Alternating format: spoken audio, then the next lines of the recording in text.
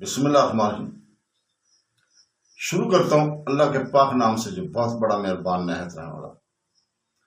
दोस्तों, बहनों, भाइयों, बुजुर्गों, अस्सलाम वालेकुम वरहमतुल्लाहि वबरकातुहू। तारीख इस्लाम के हमारे इस इस्लामी चैनल में हम सुल्तान महमूद गजनवी से लेकर किंग जलालुद्दीन अकबर तक की तारीख को बयान कर रहे हैं और आज उसकी 96 नंबर किस्त है। तो दोस्तों, जब ऐबा आकाशमहल का खात्मा करने के बाद वापस अपने लश्कर की तरफ गया तो सुल्तान और कुतुबुद्दीन ऐबक दोनों ने शानदार अंदाज में इसकी इस कामयाबी पर इससे मुबारकबाद दी।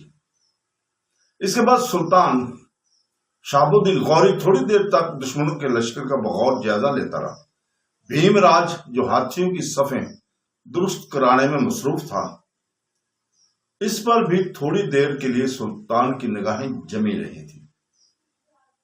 फिर कुतुबुद्दीन ऐबक, ऐबा, हसन खरमेल और अपने दूसरे सलारों की तरफ देखते हुए सुल्तान कहने लगा, मेरे अजीज साथियों, तुम देखते हो दुश्मन अपने हाथियों की सफों को अस्तवार कर रहे हैं। पहले ये कहूं कि ये जो अपने लश्करियों को आगे आगे हाथियों की सफें दुरुस्त कराने में मसरूफ है, ये कौन है?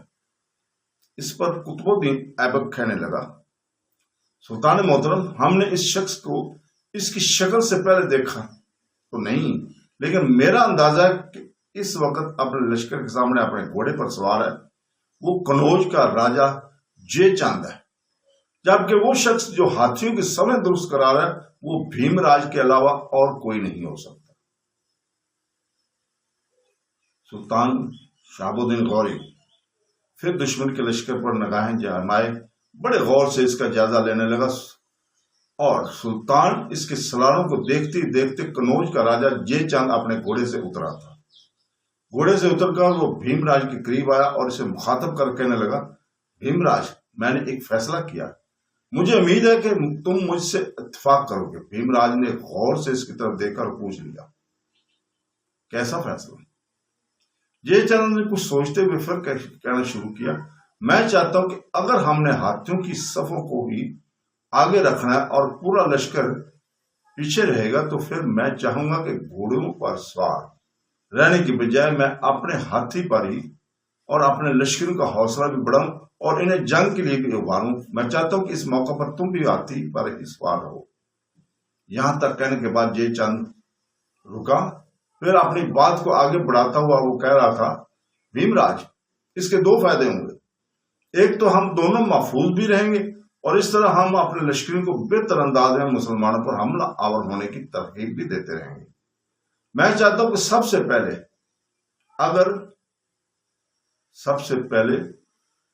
अगर हम दोनों इसी तरह करेंगे तो हम महफूज रहेंगे। अगर हाथियों की सफें होंगी तो पीछे चंद सफें छोड़कर दाएं जान में हाथी पर सवार होकर आगे बढ़ो और दूसरी जान तुम हाथी पर सवार रहो और दोनों अपने लश्करों को लड़ने के लिए हिदायत और जारी करते रहे।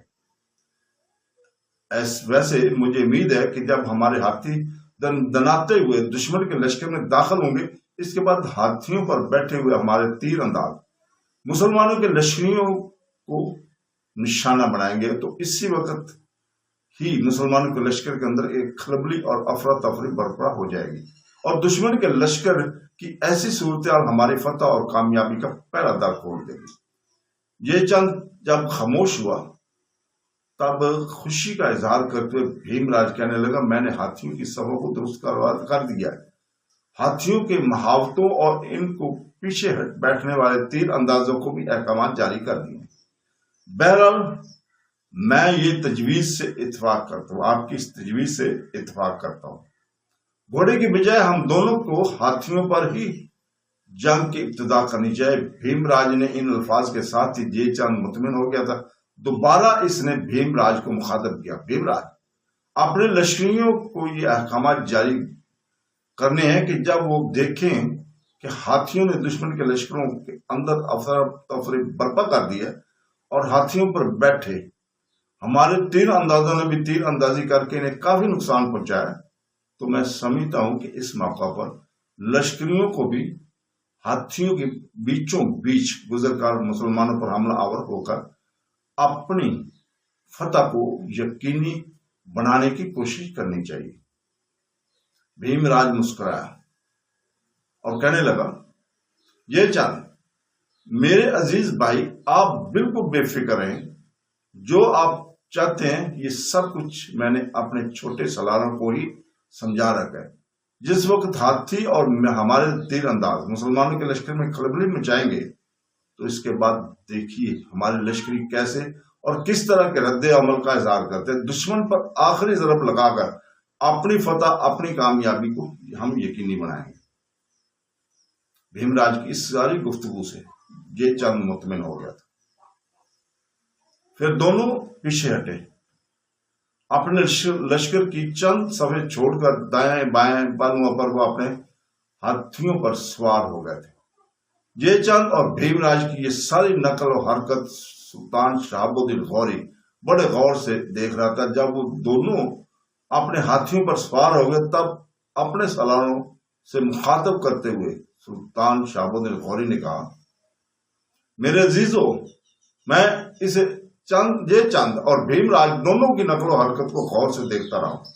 जो कुछ ये कर रहे हैं, इससे मैंने ये अंदाजा लगाया कि दोनों ने लश्कर के दरमियानी हिस्से में रहकर अपने लश्कर को हम पर हमला आवर होने की तरकीब देंगे। ये जो उन्होंने अपने सामने हाथियों की सफे दुरुस्त की हैं, तो पहले वो हाथियों से हमारे लश्कर पर हमला आवर होने के लिए आगे बढ़ाएंगे। वो ये चाहते हैं कि हाथी हमारे लश्कर में दाखिल होकर अफरा तफरी और बदनजमी बर्पा करके हमारे लश्कर की तरतीब खराब करेंगे। इसके बाद वो जोरदार हमला करेंगे। मेरे अजीज साथियों, मैं ये भी देखता हूं कि जो हाथी आगे समय बांध चुके हैं, महावतों के पीछे दुश्मन के कुछ लश्करी भी हैं। तुम देखते हो इनके हाथों में कमाने हैं।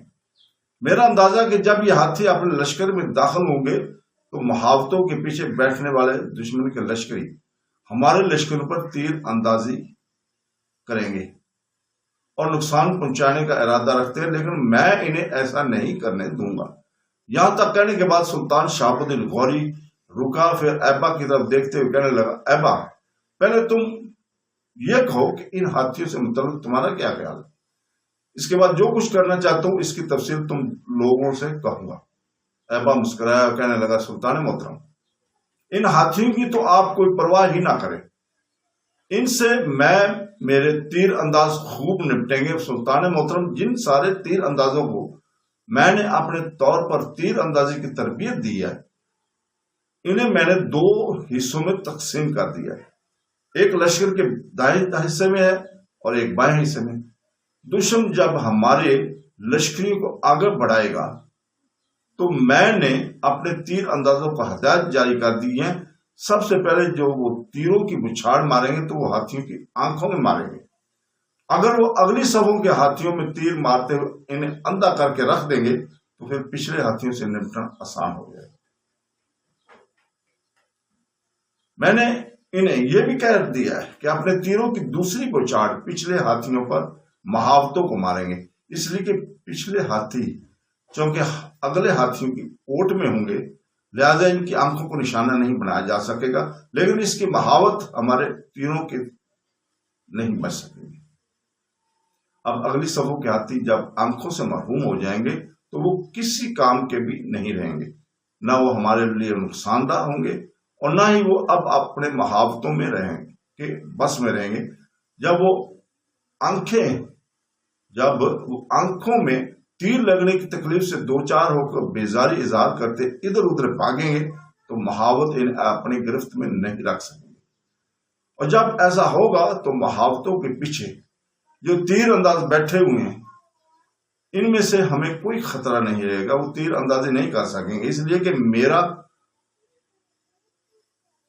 इसके हाथी पलटेंगे। मेरा इरादा है कि हाथी पलटेंगे। इतनी देर तक जब हमारे तीर अंदाज पिछले हाथियों के महावतों को भी अपने तीरों से मारते हुए गिराएंगे, तो फिर पिछले हाथियों को संभालने वाला कोई नहीं रहेगा। सुल्तान मोहतरम, ये हमारे तीर अंदाजों की तरफ से तीरों की दो बाड़ें होंगी। फिर हमारे तीर अंदाज तीसरी बाढ़ पिछले हाथियों पर मुहावतों के पीछे जो तीर अंदाज बैठे हुए इन पर मारेंगे। और मेरे ख्याल में इस तरह हम हाथियों और इनके मुहावतों और मुहावतों के पीछे बैठने वाले दुश्मन के तीर अंदाजों के लिए बेखतर होकर बल्कि इनकी कारकर्दगी को भी बेकार बनाकर रख देंगे। इस तरह जब तक ऐबा बोलता रहा, सुल्तान शहाबुद्दीन गौरी, कुतुबुद्दीन ऐबक, हुसैन खरमेल और दूसरे सलार मुस्कुराते हुए इसकी तरफ देखते रहे। ऐबा जब खामोश हुआ तब सुल्तान शहाबुद्दीन गौरी अपने सारे सलारों को मुखातब करते हुए कहने लगा, मेरे अजीज साथी, जो कुछ ऐबा ने कहा है दुश्मन के हाथियों को बेकार करने के लिए वो एक बेहतरीन और एक उम्दा लाया अमल है। इस पर सख्ती से अमल किया जाए। इससे आगे जो कुछ हमने करना है इसकी वजाहत मैं करता हूं। जब ऐबा के लश्करी अपने तीरों की 3 बाड़ें दुश्मन पर मार चुके होंगे तो दुश्मन का लश्कर और इसके आगे आगे जो हाथी होंगे करीब आ चुके होंगे। जरूरी नहीं कि जिन हाथियों की आंखें जाया की जाएंगी वो पलट कर पीछे जाएंगे, अपने लश्कर को नुकसान पहुंचाएंगे। वो बर्मी का इज़हार करते हुए आगे भी आ सकते हैं। इनके महावत इन्हें अपनी गिरफ्त में रखते हुए हमारी तरफ बढ़ा भी सकते हैं। इतनी देर तक हाथियों के पीछे दुश्मन का लश्कर भी करीब आ जाएगा। ऐसे मौकों पर हमने करना है, इसे गौर से सुने।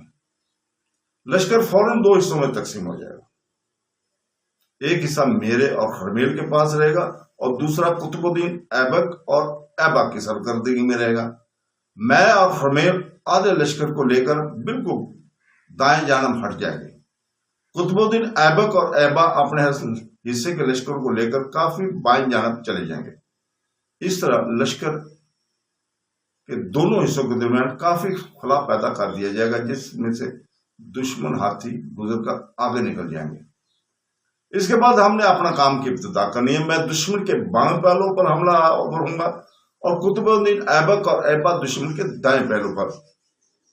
इस तरह जब दुश्मन पर 2 तरफा हमला होगा, इनके हाथी भी हमारे बस में होंगे और इनके बहस। इस तरह मुझे उम्मीद है लम्हों के अंदर हम दुश्मन की ताकत और इनके सारे बुलबुलों को उधेड़ कर रख देंगे। शहाबुद्दीन गौरी की इस तजवीज से सब सलारों ने इत्तेफाक किया था। इसके बाद लश्कर को 2 हिस्सों में तकसीम करने का एहतमाम भी कर दिया गया था। अब सुल्तान शहाबुद्दीन गौरी और हुसैन खरमेल लश्कर के दाएं बाजू के सामने जा रुके हुए थे, जबकि लश्कर बाएं हिस्से के सामने कुतुबुद्दीन ऐबक और ऐबा दुश्मन के रद्द अमल का इंतजार करने लगे थे। थोड़ी देर बाद राजा जयचंद और भीमराज के लश्कर में हरकत हुई। हाथी आगे बढ़ने लगे। इनके पीछे पीछे लश्कर ने भी पेशकदमी शुरू की, हाथियों की आड़ में। इसके बाद जयचंद और भीमराज के लश्कर की जोर और शोर से नारे बुलंद होने की वजह से मैदान जंग बुरी तरह गूंज उठा था। चारों तरफ एक खौफ और हरास उठ खड़ा हुआ था। जहां जयचंद और भीमराज दोनों मुसलमानों को जेर करने के लिए अपना लाया अमल कर चुके थे, वहां सुल्तान शहाबुद्दीन गौरी और इनके सलार भी इनके सारे लाया अमल को काम बनाने के लिए अपने मनसूबाबंदी कर चुके थे।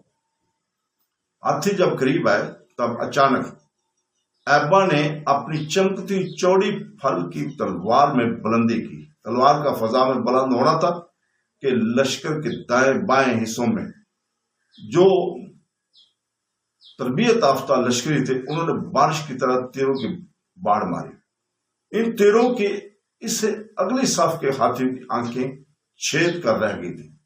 तीर अंदाजों ने तीर अंदाजी करते हुए बेखता निशाना बनाया था, जिस पर हाथी बुरी तरह उड़ते हुए ब्रह्मी का इज़हार करने लगे थे। ताहम इनके महावतों ने संभालने की बहुत कोशिश की, इसकी हालत भी आगे बढ़ाना शुरू कर दिया था।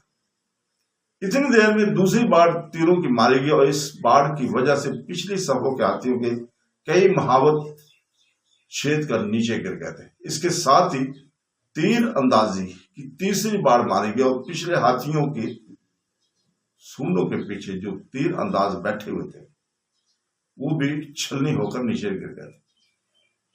इतनी देर तक दुश्मनी के हाथी दनाते हुए करीब आते जा रहे थे। इस मौके पर ऐबा को न जाने क्या सूझी, बुलंद आवाज में अपने तीर अंदाजों को मुखातब करते हुए इसने हुक्म दिया कि चौथी तीरों की बाढ़ अगले हाथियों के महावतों को मारी जाए। इसके साथ ही तीरों की चौथी बाढ़ भी आई और अगली सफ की जो हाथी थे इनके महावत भी छेद कर रख दिए गए। अब हाथी अपनी मर्जी से दंडनाते हुए आगे बढ़ने लगे थे। जब हाथी करीब आए तब अचानक मुसलमानों का लश्कर फौरन दो हिस्सों में तकसीम हो गया। बीच में काफी फासला पैदा कर दिया गया था। बाकी हाथी अब लश्कर के दोनों हिस्सों के बीच में जो खला बन गया था इसमें से गुजरने लगे थे। इस मौका पर सुल्तान शाहबुद्दीन गौरी के लश्कर के दोनों हिस्से बड़ी तेजी से हरकत में आए। दाएं जानब से सुल्तान शाहबुद्दीन और हुसैन खरमेल ने अपने लश्कर को लेकर आगे बढ़े थे, जबकि बाएं जानब से अपने लश्कर के साथ कुतुबुद्दीन ऐबक और ऐबा ने पेशकदमी शुरू कर दी थी। जयचंद और भीमराज दोनों अपने लश्कर के वस्ती हिस्से में थे। अभी तक इन्हें खबर ना हुई थी कि इनके हाथियों, महावतों और मुहावतों के पीछे बैठने वाले तीर अंदाजों का क्या असर हुआ, इसलिए कि हाथियों की जो पहले एक दो सफे थी वो तीर अंदाज, महावत और हाथी बिल्कुल ठीक थे। लिहाजा जयचंद और भीमराज अभी तक ये न जान सके थे कि मुसलमान भयानक और होलनाक तीर अंदाजी करते हुए बहुत से हाथियों के अलावा इनके काफी महावतों के पीछे बैठने वाले तीर अंदाजों को भी बेकार कर चुके हैं। वो अपने लश्कर को बस अपनी धुन में आगे बढ़ाते ही चले जा रहे थे। वो भी सब उन्होंने जो मनसूबाबंदी की थी इनके लश्करी इन पर अमल करते हुए थोड़ी देर तक मुसलमानों के लश्कर में अफरा तफरी और बदनज़मी फैलाने में कामयाब हो जाएंगे। इसके बाद वो आम हमले का हुक्म देंगे। लेकिन चंद ही लम्हों बाद जब उन्होंने देखा कि इनके आगे आगे हाथियों और अंदर एक बदनज़मी सी बर्पा हो गई, साथ ही उन्होंने अपने दाएं बाएं से लश्करियों को तकबीरें बुलंद करते हुए अपनी तरफ आते हुए देखा, तब जयचंद और भीमराज दोनों बुखला कर रह गए थे। वो अभी तक समझ नहीं पा रहे थे कि इनके हाथी और हाथियों बैठे हुए तीर अंदाज क्यों मयसर कार्रवाई नहीं करने पा रहे, और ये कि मुसलमान कैसे हाथियों से बचकर दाएं बाएं से होते हुए इन पर जवाबी कार्रवाई करने लगे। वो भी शशोपंज में ही थे कि सुल्तान शाहबुद्दीन गौरी और इनके सलारों ने जवाबी कार्रवाई शुरू कर दी थी। दाएं तरफ से खुद सुल्तान शाहबुद्दीन गौरी और हसीन खरमेल अपने हिस्सों के लश्कर के साथ जयचंद के लश्कर के बाएं पहलू की तरफ गूंजों की गरजते भंवर में और वसार रुतों की दस्तकों और रोशनी की सज्जल तबयानी की तरफ बढ़ रहे थे। फिर वक्त की आंख ने देखा सुल्तान शाहबुद्दीन दुश्मन के लश्कर के बाएं पहलू पर जुल्मतों में सरगर्दा और तका के लगते खोलते शोलों चारों तरफ अफवाक में घूमती फजाओं में अजाब बनते लम्हात और जिस्मों को अरिया अरिया रूहों को पारा पारा कर देने वाले खौफ के बेरोक सैलाब की तरह हमला आवर हुआ था।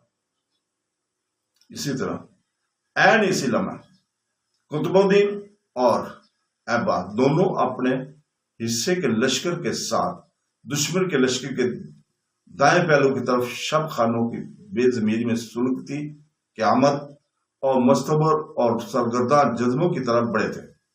फिर वो भी सुल्तान शाहबुद्दीन गौरी की तरह दुश्मन के लश्कर के दाएं पहलू पर भटकती बेदर्द सद्दाओं में फना सा सहरा की उड़ती रेत और असाब में संसी दुराती लम्हों की बरहम आग और रात की रग रेरे रेशे रेशे में फैल जाने वाले रेंगते गर्म लावे की तरह हमला आवर हो गए।